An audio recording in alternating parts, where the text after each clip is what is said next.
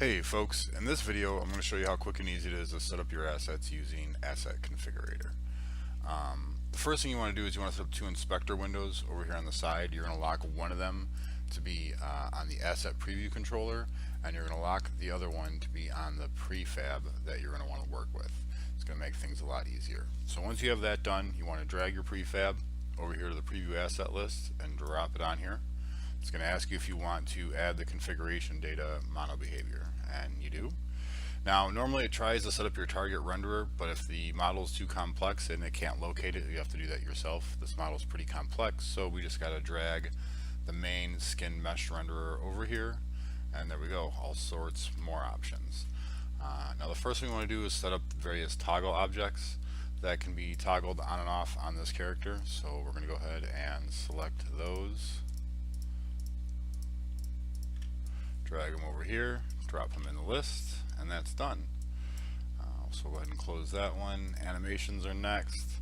So we'll go to our animation files, just select all your animations, drag, drop. Now it tries to find idle animations for you as the default animation, so you may see this pop up a few times. It looks for idle in the name of the animation. Just click yes on the one that you want to be the default animation and no for any other ones that come up.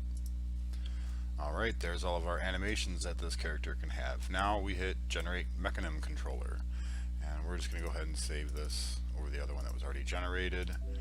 And what this does is it allows us to show all the assets off pretty easily, and it generates a very basic mechanism controller for this character. Now the next thing is submesh names.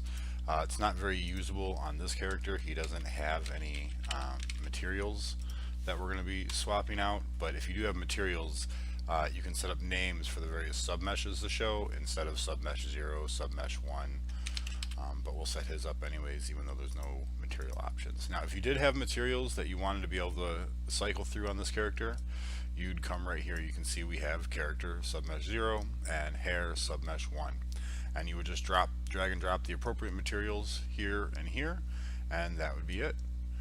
There's no blend shapes on this character. If there was, they'd show up here, and you can set the minimum and maximum range for the blend shapes, and that's pretty much it.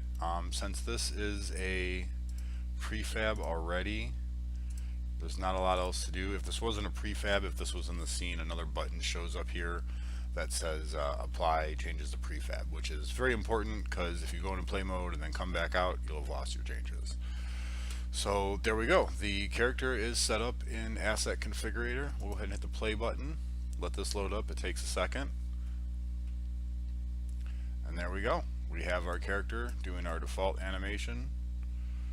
And here are all the objects we can toggle on and off. His animation list. He has no materials, just his base material. He has no morph locations, and that's it. So he's all set up, ready to go and be demoed. Hope you enjoyed the video.